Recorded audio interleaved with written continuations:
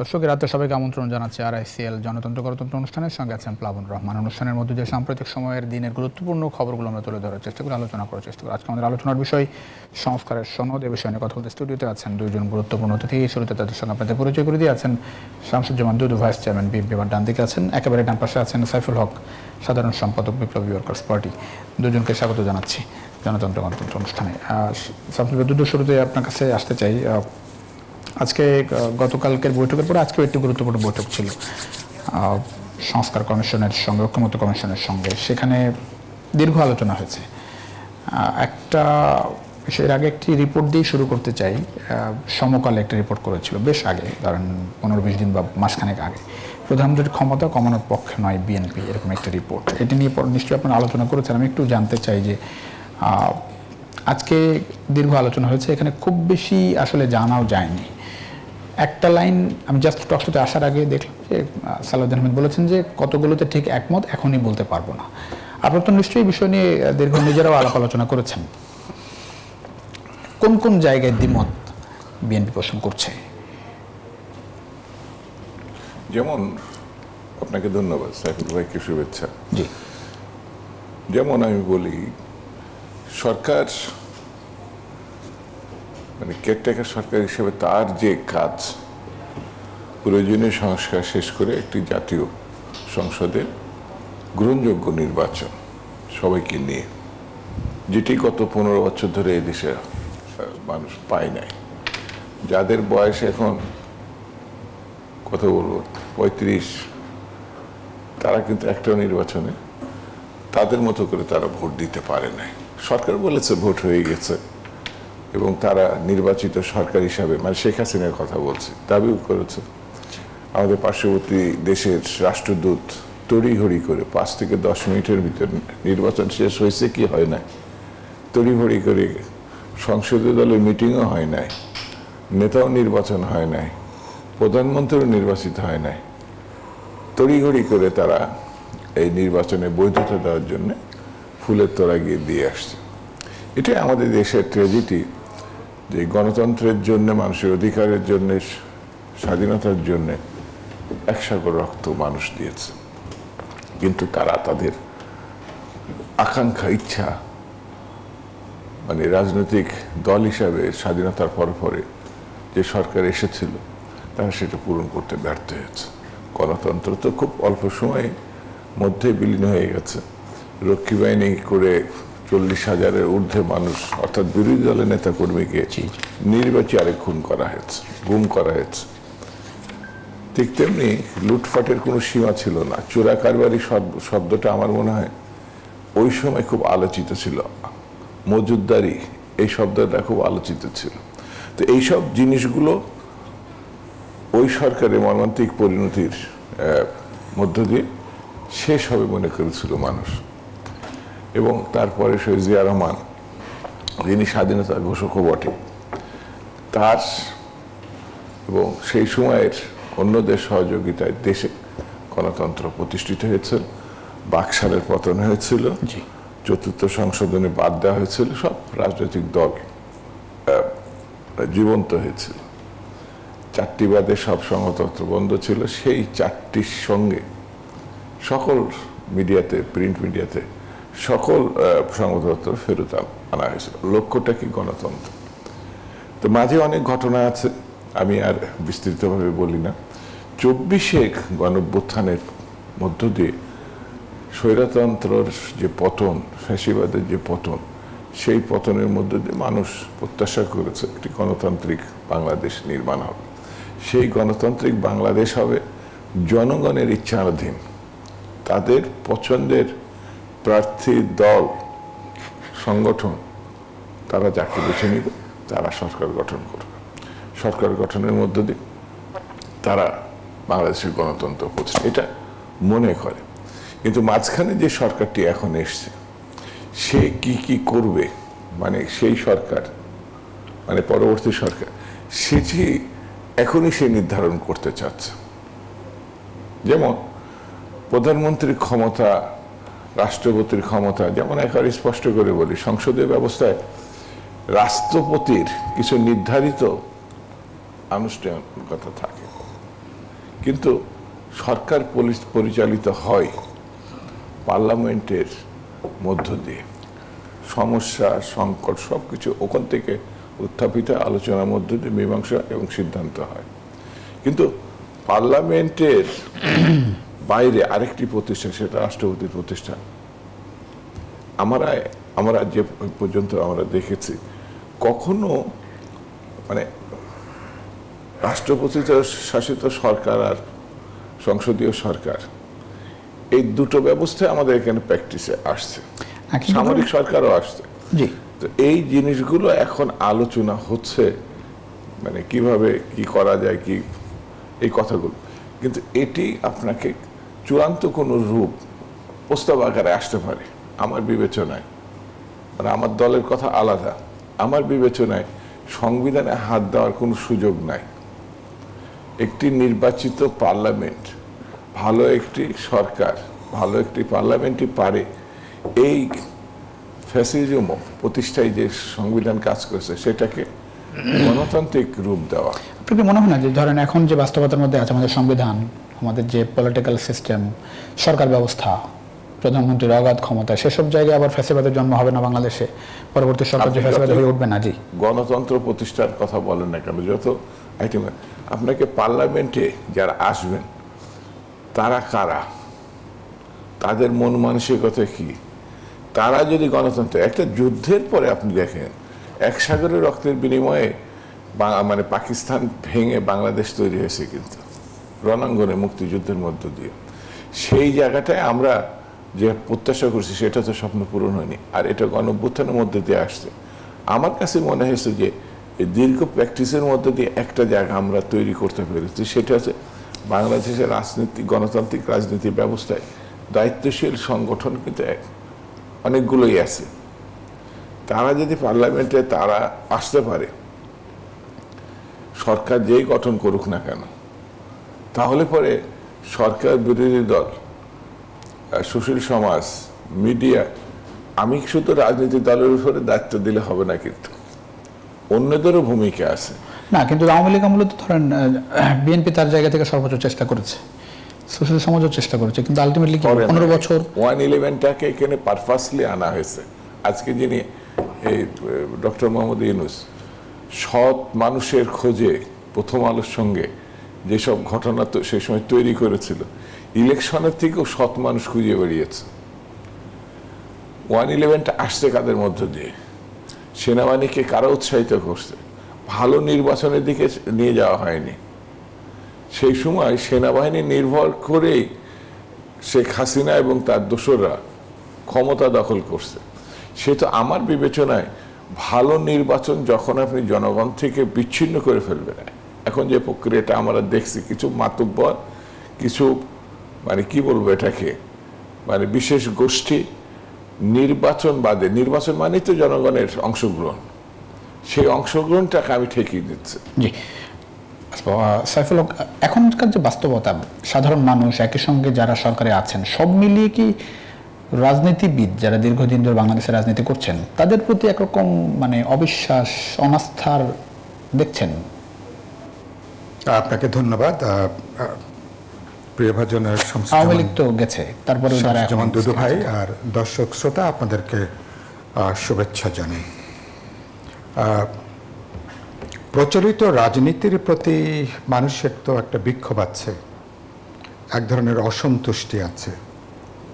রাজনীতির নামে যখন আপনি ভোটাধিকার হরণ করেন, যখন আপনি একটা ফ্যাসিবাদী দুঃশাসন কায়েম করেন, স্বৈরতন্ত্র কায়েম করেন, একনায়কতন্ত্র কায়েম করেন, যখন আপনি রাজনীতির নাম করে গুম, খুন, অপহরণ বা ধরুন সীমাহীন যে একটা ইস্ট ইন্ডিয়া কোম্পানির মতন দেশটাকে যখন আপনি লুটপাটের স্বর্গরাজ্য বানিয়ে ফেলেন রাজনীতির নাম করে, মানুষ কিভাবে রেসপন্ড করে এটা নিশ্চয়ই খুব গুরুত্বপূর্ণ। মানুষ সেগুলো গ্রহণ করে না। ফলে রাজনীতি তো আমাদের এখানের বাইরে বললাম না, আমাদের উপমহাদেশে একটা জনসেবার একটা সবচেয়ে গুরুত্বপূর্ণ একটা জায়গা ছিল। যারা জনবান্ধব, মানুষের কল্যাণ চান, সার্ভিসগুলোকে যারা ডেলিভার করবেন, মানুষের সত্যি সত্যি তিনি প্রতিনিধিত্ব করবেন, তিনি রাষ্ট্র, সরকারি, পার্লামেন্টে, সমস্ত জায়গাতে। এই জায়গাগুলো নানা কারণে প্রশ্নবিদ্ধ হয়েছে, সমালোচিত হয়েছে, খুব যৌক্তিক কারণে। সে অর্থে প্রচলিত রাজনীতির তো অনেকগুলো খোলনালচে পাল্টানোর প্রশ্ন আছে। সুতরাং মানুষের এই সাধারণ যে ধারণা, এই ধারণা তো অমূলক না এটা।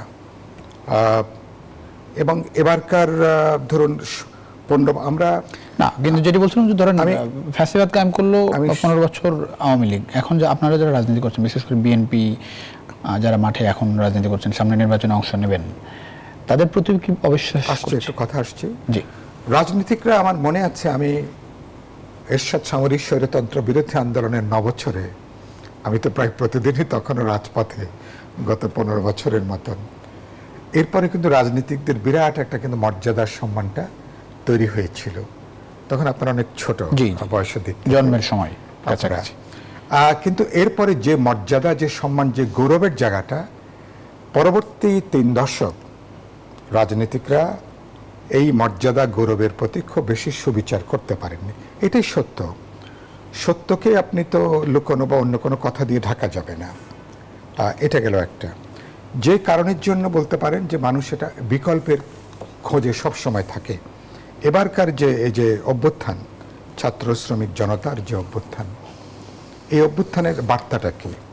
অভ্যুত্থানের গুরুত্বপূর্ণ বার্তা হচ্ছে যে ব্যবস্থা আওয়ামী লীগের মতন একটা এক সময়কার জনপ্রিয় দলকে জনবিচ্ছিন্ন করে, স্বৈরতন্ত্রবাদী কর্তৃত্ববাদী শাসকে পরিণত করে, একজন ব্যক্তিকে এরকম একটা দুঃশাসকের সিম্বল হিসেবে নিয়ে আসে, তাহলে এই ব্যবস্থার পরিবর্তন দরকার। এই ব্যবস্থার উৎসটা কি? বিদ্যমান সংবিধান, বিদ্যমান রাষ্ট্র কাঠামো, বিদ্যমান প্রশাসনিক ব্যবস্থাটা। আপনি কথা ছিল যে কোনো মডার্ন ডেমোক্রেটিক স্টেটের প্রাথমিক ব্যাপার হলো নির্বাহী বিভাগের সাথে আইন প্রণয়নী বিভাগ মানে পার্লামেন্ট, জুডিশিয়ারির বা অন্যান্য ডেমোক্রেটিক এখন কনস্টিটিউশনাল যে প্রতিষ্ঠানগুলো, তার একটা যৌক্তিক রেশনাল একটা ভারসাম্য থাকবে। কিন্তু বাস্তবে সব কিছু গত 15 বছরে আগের কিছু ধারাবাহিকতা আছে। সব কিছু নির্বাহী বিভাগের কর্তৃত্বে নিয়ে আসা হয়েছিল। যেটা আপনি দুদুভাইকে যেটা আপনি প্রশ্ন করছিলেন, প্রধানমন্ত্রীর ক্ষমতার প্রশ্নে আপনি একটু আগে জিজ্ঞেস করছিলেন না, আমি প্রায় বলতাম যে পাকিস্তান, রাশিয়ার জারের যে ক্ষমতা ছিল, বাংলাদেশের প্রধানমন্ত্রীর ক্ষমতাটা প্রায় তার কাছাকাছি। আমি বাংলাদেশের মতন যেখানে সংসদীয় পদ্ধতি আছে, এরকম দ্বিতীয় তৃতীয় দেশের নাম উল্লেখ করা কঠিন যেখানে প্রধানমন্ত্রী এরকম একটা একচ্ছত্র ক্ষমতা আছে। তার মানে সংবিধান এই একচ্ছত্র ক্ষমতার উৎস। প্রধানমন্ত্রী বাস্তবে তিনি জবাবদিহিতার ঊর্ধ্বে, বাস্তবে কাগজে কলমে কিন্তু কথা আছে, এবং তিনি মন্ত্রী পরিষদের একজন সদস্য নন, তিনি তার উপরের একজন। এই যে জায়গাটা, মানে প্রধানমন্ত্রী কেন্দ্রিক যে গণতান্ত্রিক ক্ষমতা কাঠামো, যে কাঠামোতে বিচার বিভাগ, আইন প্রণয়নী বিভাগ, এবং তিনি একাধারে তিনি দলের প্রধান, শুধু মানে প্রতি সরকার প্রধানমন্ত্রীটা, আর অন্যান্য দলের ক্ষেত্রে একই চেহারা, দলের প্রধান, আবার সংসদীয় দলের তিনি নেত্রী, এবং তার হুকুম ছাড়া মনে হয় কখনো কখনো গাছের পাতাও সম্ভবত নড়ে না, নড়ত না। ডেফিনেটলি এই ব্যবস্থার পরিবর্তন দরকার। এটা নিয়ে কোনো প্রশ্ন নাই, এটা নিয়ে কোনো দ্বিতীয় কোনো আর্গুমেন্টের কোনো প্রশ্ন নেই। এই ক্ষমতার লাগাম টেনে ধরা দরকার। কোনো ডেমোক্রেটিক স্টেটে যেখানে জবাবদিহিহীন যে ক্ষমতা, যেখানে প্রশ্ন করবার সুযোগ নাই, এই ক্ষমতার লাগাম টেনে ধরা দরকার। ছাড়া আমরা মডার্ন কোনো জবাবদিহিমূলক কোনো ব্যবস্থা তৈরি করতে পারবো না। আপনি যেটা বলছিলেন যে আমি বাক্যটা অভ্যুত্থানের পরে, আমি মনে করি রাজনীতিকরা নিশ্চয়ই এটা শিক্ষা নিয়ে যাচ্ছেন।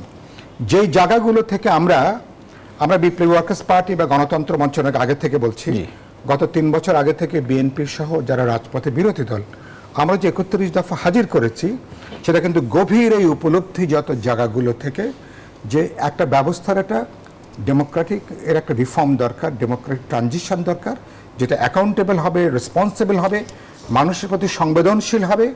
এবং আমাদের পার্টি আরও অনেক দূর এগিয়ে বলেছে, পার্লামেন্ট মেম্বাররা ভোটারদের কাছে তারা জবাবদিহি করবেন, এবং তারা যদি অর্থাৎ একটা কল ব্যাক সিস্টেম, কোনো পার্লামেন্ট মেম্বার, কোনো আইন প্রণেতা, তিনি যদি তার কনস্টিটিউয়েন্সির ভোটারদের তিনি যদি আস্থা রাখতে না পারেন, একটা গুরুত্বপূর্ণ অংশ তাকে যদি রিকল করতে চান, ফিরিয়ে আনতে চান, সেই সুযোগটাও থাকা দরকার। এরকম অসংখ্য জায়গায় তার মানে ক্ষমতাটা চেকস অ্যান্ড ব্যালেন্স দরকার। কিন্তু যেটি এখন পর্যন্ত জানা গেছে যে প্রধানমন্ত্রীর ক্ষমতা কমানোর পক্ষে নয় বিএনপি। বিএনপি তো বড় স্টেক হোল্ডার এখনকার সংস্কারের জায়গাটায়। বিএনপি কি বলেছে আমি ডিটেলসটা জানো, সেটা বিএনপি নেতারা ভালো বলবেন, কিন্তু আমি ইতিমধ্যে যেটুকু জানতে পেরেছি তারা তো নিজেরাও একজন ব্যক্তির পরপর দুবারের বেশি তারা প্রধানমন্ত্রী হবেন না এরকম একটা ব্যবস্থার ব্যাপারে 3 বার বলছেন, তারা একমত হয়েছেন। কেউ টানা 3 বার। 2 নম্বর হচ্ছে যে 70 অনুচ্ছেদ নিয়ে এত বিতর্ক। 70 অনুচ্ছেদ আগে বিএনপি যে ব্যাপারে তারা সম্মতই ছিল না, তারা বিবেচনা করবেন। এবার তারা নির্দিষ্টভাবে তারা বেশ কিছু প্রস্তাবনা উত্থাপন করেছেন সংবিধানের 70 অনুচ্ছেদের বেশ কিছু গুরুত্বপূর্ণ পরিবর্তনের ব্যাপারে। তাহলে এটা অনেক একটা গুরুত্বপূর্ণ অগ্রগতি। তারা জুডিশিয়ারিকে তারা সত্যি সত্যি ইন্ডিপেন্ডেন্ট প্রতিষ্ঠান করতে চান, মানে আমাদের বিপ্লবী ওয়ার্কার্স পার্টি বা গণতন্ত্র মঞ্চের অনেকগুলো দলের মতন, এবং তারা গণতান্ত্রিক প্রতিষ্ঠান, সাংবিধানিক প্রতিষ্ঠানগুলোকে তারা জোরদার করতে চান একটা ইন্ডিপেন্ডেন্ট একটা প্রতিষ্ঠান হিসাবে। মডার্ন ডেমোক্রেটিক স্টেট ফাংশন করে কিভাবে? অনেকগুলো প্রতিষ্ঠান, তার একদিকে তার যেমন একটা আপেক্ষিক তার ইন্ডিপেন্ডেন্স থাকে, আবার সবটা একটা অর্কেস্ট্রা, সবটা মিলেই একটা গণতান্ত্রিক রাষ্ট্র কিন্তু গড়ে ওঠে। সেদিক থেকে প্রধানমন্ত্রী তিনি কিভাবে জবাবদিহিতার মধ্যে আসবেন, তাকে কিভাবে প্রশ্ন করা যাবে, শুধুমাত্র টেকনিক্যাল জায়গা থেকে না। কারণ যিনি রাষ্ট্রের 1 নম্বর ব্যক্তি থাকেন তাকে যদি আপনি প্রশ্ন করতে না পারেন, তার ভুলের ব্যাপারে নাগরিকরা অথবা তার সংসদের দল তাকে যদি প্রশ্ন করতে না পারেন, তাহলে তো তিনি তো জবাব দিতে তিনি বাইরে থাকছেন। সুতরাং আমরা এবার যে রিফর্ম নিয়ে আলাপ আলোচনা করছি, শুধুমাত্র প্রধানমন্ত্রী না, আমরা বলেছি একই সাথে রাষ্ট্রপতিরও কিছু ক্ষমতা থাকা দরকার। 1 2 নম্বর আমরা বলেছি পার্লামেন্টে একটা আপার হাউস থাকা দরকার। একটা আপার হাউস থাকা দরকার যে ব্যাপারে গণতন্ত্র মঞ্চ, বিএনপি সহ আমরা নীতিগতভাবে আমরা একমত হয়েছি। হ্যাঁ, আপার হাউস কীভাবে গঠিত হবে এটা নিয়ে কিছু আলোচনা আছে, প্রশ্ন আছে, হয়তো এগুলো আমরা পরে আলোচনা করে ঠিক করব। এর বাইরে আমরা লোকাল গভর্নমেন্টগুলো কীভাবে স্ট্রেংথেন হতে পারে সে ব্যাপারে আমাদের মধ্যে আলোচনা আছে। গোটা নির্বাচনী ব্যবস্থার একটা খোল নলচে কীভাবে পাল্টানো যাবে এটাকে একটা গণতান্ত্রিক অবাধ নির্বাচনের জন্য। সুতরাং এরকম অনেকগুলো গুরুত্বপূর্ণ প্রস্তাবনা আছে, মানে রাজনৈতিক দলগুলোর একটা গভীর একটা উপলব্ধি হয়েছে বলে আমি মনে করি। কিন্তু আমি মনে করি এটা শুধুমাত্র লোক দেখানো কোনো বিষয় না, সত্যি সত্যি এবার আমরা একটা পরিবর্তনের দিকে যাচ্ছি। জাতীয় ঐক্যমত্য কমিশনের আমাদের সাথে 29 তারিখ তাদের আলোচনা আছে, 29 এপ্রিল। আজকে বিএনপির সঙ্গে তাদের আলোচনা হয়েছে। আমি হয়তো ডিটেলসটা আমি নিশ্চয়ই পরে জানবো।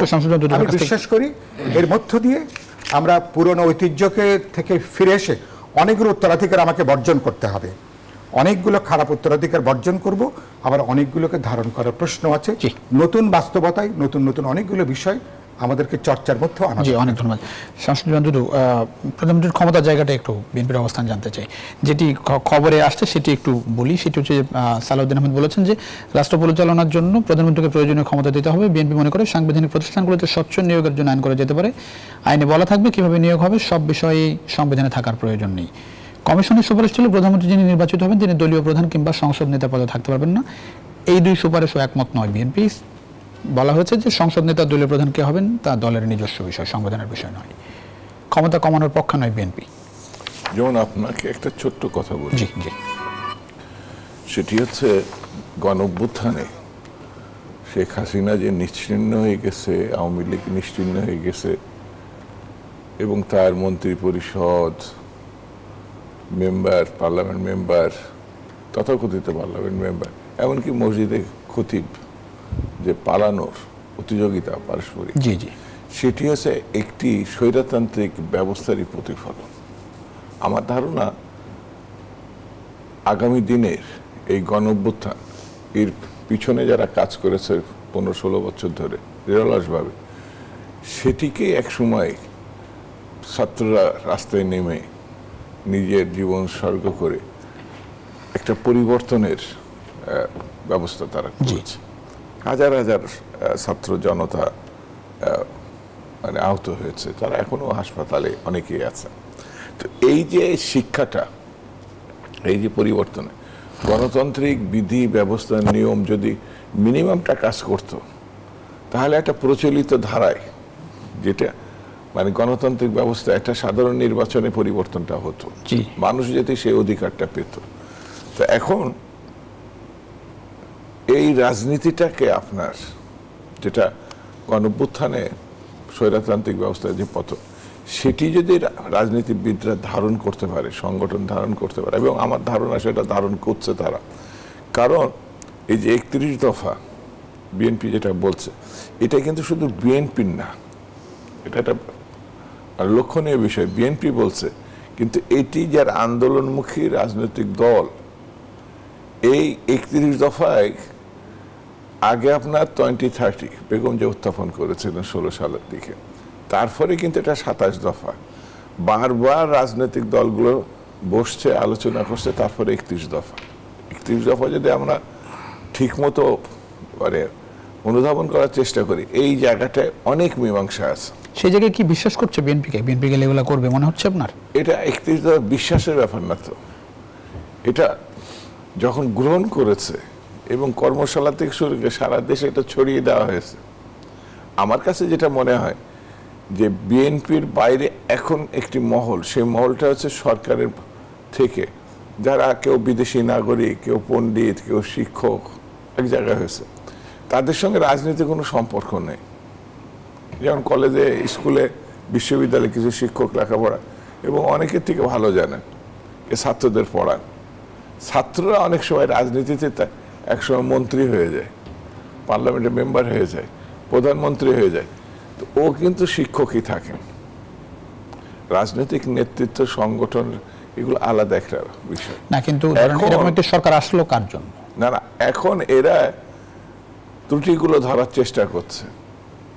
এখন রাজনীতিবিদরা সেটি যদি গ্রহণ করে, মানে জি আছে না, গ্রহণযোগ্য পর্যায়ে থাকে, মনে হয় সেটা তো পার্লামেন্টে গিয়ে হবে।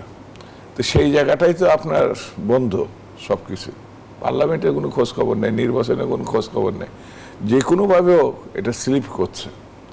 আপনাকে আমার যেটা মনে হয়, যেমন বিএনপি, আমি বিএনপি করি, যে প্রশ্নটি করেছেন সেই জায়গায় একটু জানতে চাচ্ছিলাম যে প্রধানমন্ত্রীর ক্ষমতার জায়গাটার অবস্থান। আপনারা নিজেরাও তো বলেছেন বহুবার, সাবেক প্রধানমন্ত্রী শেখ হাসিনা যখন ক্ষমতায় ছিলেন, এটা না, এখানে না, এটা সংসদীয় দলের রাজনীতিতে হবে, কর্মপরিষদের রাজনীতিতে হবে, কেন্দ্রীয় পর্যায়ে আলোচনা হবে। তার অন্যতম দিক হচ্ছে 31 দফা। ঐকমত্য কমিশনে এটা এখতিয়ারের মধ্যে নাই, মানে এই বিষয়ে ওরা প্রস্তাব করতে পারে। এখতিয়ার তো প্রশ্ন না, ওদের একটা ভালো নির্বাচন করে এখতিয়ার, ওরা প্রস্তাব করতে পারে। এটা বিএনপি ক্ষমতায় আসুক, অন্য যে কোনো দল ক্ষমতায় আসুক, সেটি তারা গ্রহণও করতে পারে, নাও করতে পারে, গ্রহণও করতে পারে, নাও করতে পারে। যদি মনে হয় যে এটা গ্রহণযোগ্য, করবে। কিন্তু তারা মনে করছে এটিই করতে হবে, এটি আবার গণতান্ত্রিক রাজনীতি আমার ব্যক্তিগত বিবেচনায় ঠিক হবে না।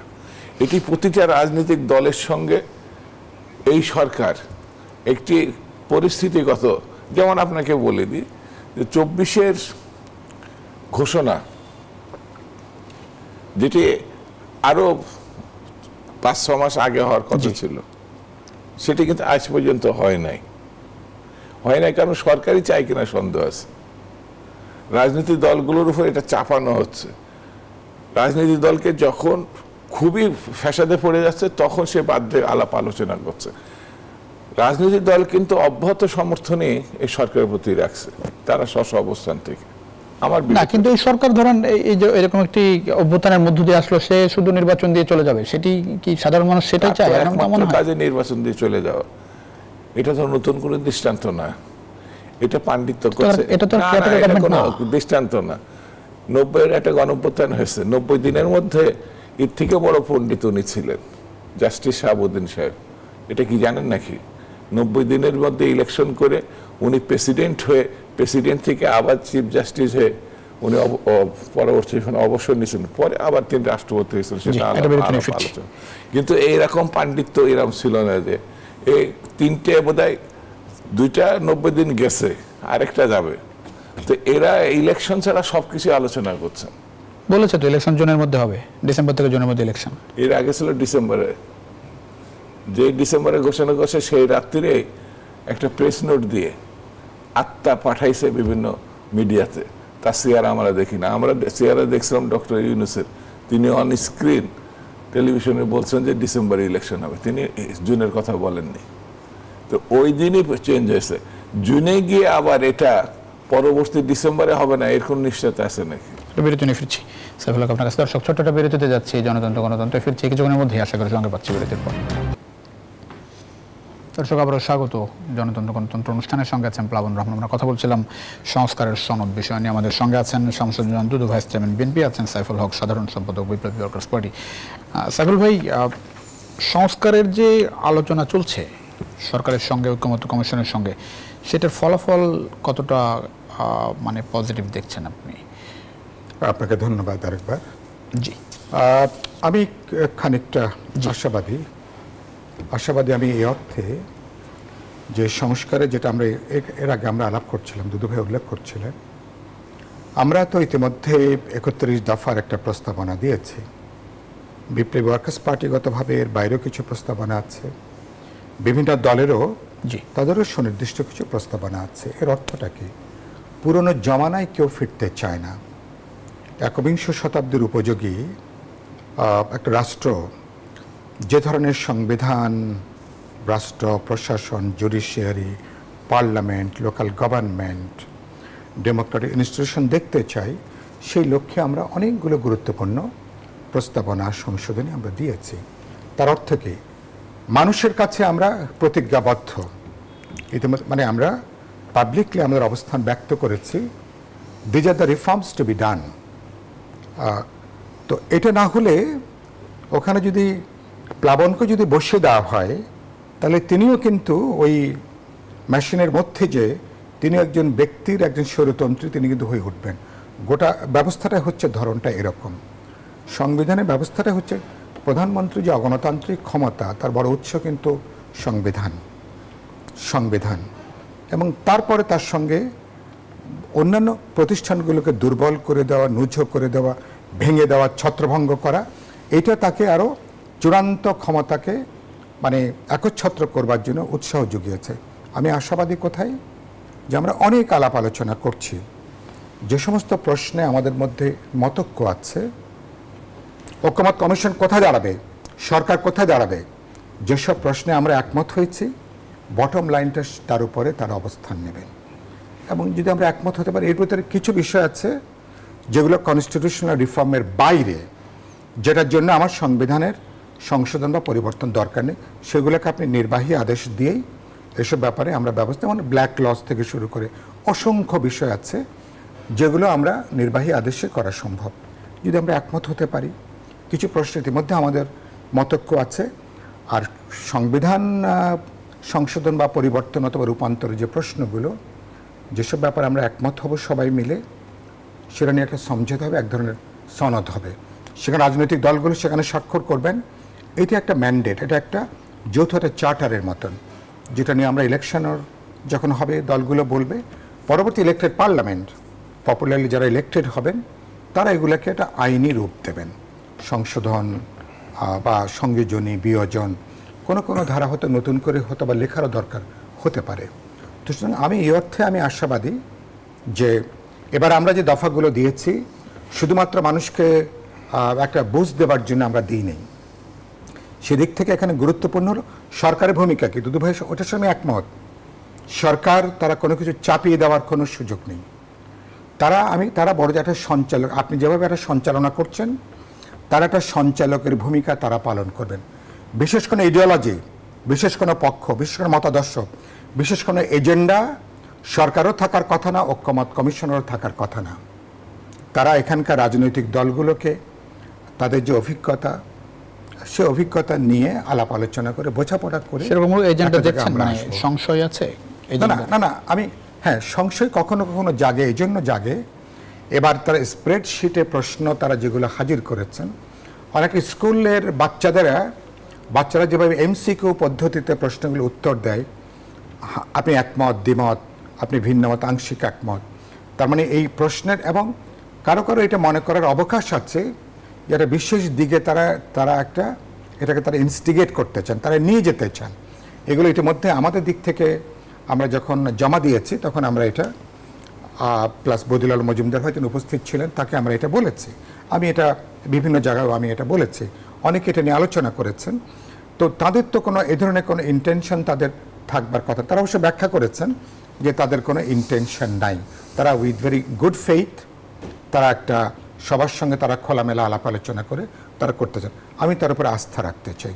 কোথা দাঁড়াচ্ছে, ওই যে আপনি একটু আগে বলছিলেন ইলেকশন নিয়ে আপনি আলাপ করছিলেন না, সরকার ডিসেম্বর কি জুন বলছেন, আবার গুরুত্বপূর্ণ ব্যক্তিবর্গরা যখন বলেন সরকারের থেকে যে মানুষ চাইছে যে আরো 5 বছর আপনার ক্ষমতায় থাকেন, আবার কেউ কেউ বলছেন যে কে বললো যে আমরা নির্বাচিত সরকার না।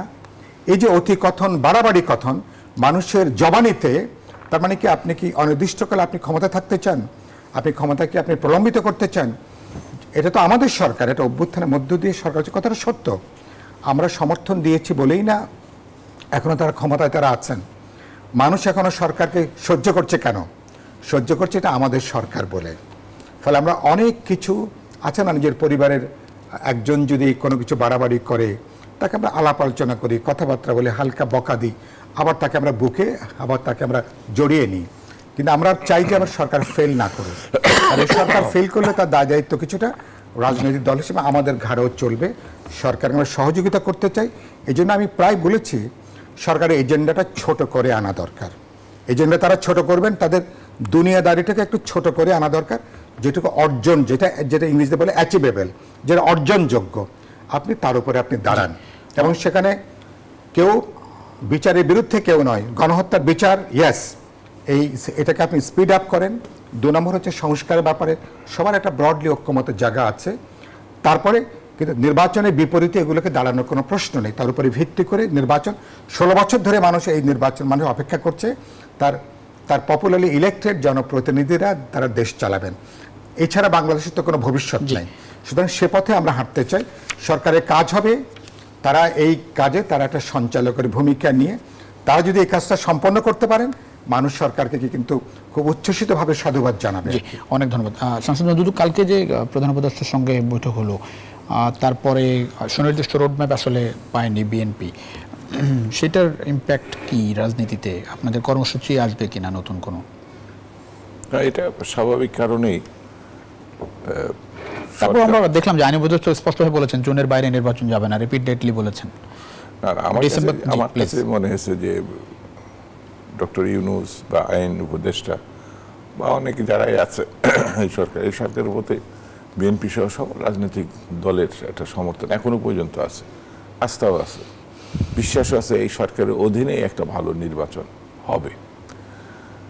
কিন্তু টানাপোড়েনও কিছু কিছু ক্ষেত্রে ইদানিং, যেমন রোডম্যাপের ব্যাপারে সকল রাজনৈতিক দলই সরকারের কাছে প্রত্যাশা করছে সুনির্দিষ্ট তারিখ, মাস, বছর, অর্থাৎ ডিসেম্বরকে সরিয়ে গেলাম, জুনে চলে গেলাম, তো জুনটা কি থাকবে কিনা, আবার আমরা চেঞ্জ করবো কিনা, তো সেই রোডম্যাপটা সরকার ঘোষণা করতে পারে। আমার কাছে মনে হয় যে ধোঁয়াটেপূর্ণ পরিস্থিতি তো তৈরি হয়েছে, সেটা তাৎক্ষণিক কেটে যাবে। যেমন আমি মনে করি বিরোধী দল হিসাবে বিএনপি নির্বাচনের কথা শুধু বলছে এমন না কিছু, সে 31 দফার প্রতি, মানে যেটি কিন্তু শুধু বিএনপির না, আমি আরেক বারবার করে বলছি, যেটা আমাদের সাইফুল ভাই বলছে যে এটা কিন্তু বিএনপি না, অন্যান্য রাজনৈতিক দলের সঙ্গে যুক্ত যারা আন্দোলনকারী শক্তি, যারা গণঅভ্যুত্থানের নেতৃত্ব দিচ্ছে, তারাও এটার সঙ্গে আছে। এবং এটি খোলামেলাভাবে আলোচনার পরেই এটা গ্রহণ করা হয়েছে। এবং এইখানে এই কথা বলা হয়েছে এখন যেটি আছে 31 দফা, এর বাইরেও যদি আরো ভালো প্রস্তাব আসে, এটা ওপেন করা রাখা হয়েছে, সেটাও গ্রহণ করা হবে।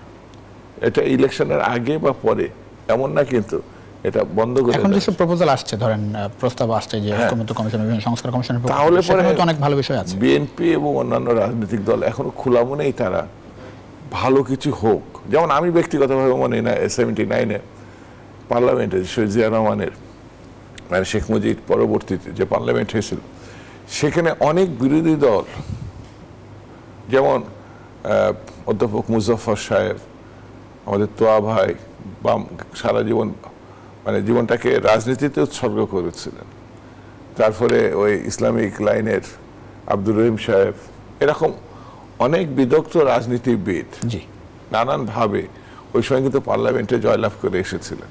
সেই সময় কিন্তু মানে এই নবগঠিত বিএনপির, আমি এই জন্যই বলছি, এটাকে বিরোধিতার থেকেও প্রতিদ্বন্দ্বিতাপূর্ণ রাজনীতির মানে এসছে কি দেখা গেল যে আমি মনে করছি যে এটা আসা উচিত বিএনপির, তা আমার সমকক্ষ নাও হতে পারে একটা প্রার্থী, কিন্তু তার প্রয়োজন আছে পার্লামেন্টে। সেই ক্ষেত্রে আমার প্রার্থী না হইতে সে হয়, পার্লামেন্ট সমৃদ্ধ হবে। কারণ আমি তো সংখ্যাগরিষ্ঠ সূত্র না, ভোট মেজরিটি থাকবো, কিন্তু আমি যাকে উপযুক্ত মনে করছি, মানে পার্লামেন্টকে ঐতিহাসিক করা, ফ্যাসিজমের প্রতিষ্ঠানে রূপান্তরিত না করা, এটি বড় দল হিসাবে একবার 79-এ ছিল। এখন সেই চর্চা যদি আসে, আমার কাছে মনে হয় এই কারণে, কারণ সকল দল তো একসঙ্গে আছে না, উদারতার দিক থেকে বড় ছোট থেকে বড় কথা না, পার্লামেন্টটাকে ভালো করতে হবে। জি, অনেক ধন্যবাদ। একটা বিরতি নিয়ে ফিরছি আবারও। দর্শক, ছোট্ট একটা বিরতিতে যাচ্ছে, আবারও গণতন্ত্রে কিছুক্ষণের মধ্যে ফিরছি, আশা করি সঙ্গে পাচ্ছি বিরতির পর। দর্শক, আবারও স্বাগত গণতন্ত্রের সঙ্গে আছেন প্লাবন রহমান। সাইফুল হক আসছে। সাইফুল হক, এখন নির্বাচনের যে বাস্তবতার সামনে, সেটি হচ্ছে গতকাল আমরা দেখলাম যে এনসিপির প্রধান নাহিদ ইসলাম বলেছেন যে প্রশাসন বিএনপির পক্ষে কাজ করছে কিছু কিছু জায়গায়, এবং এরকম একটি বাস্তবতা হলে নির্বাচন আসলে সম্ভব না। জামাত অবশ্য গতকাল বলেছিল যে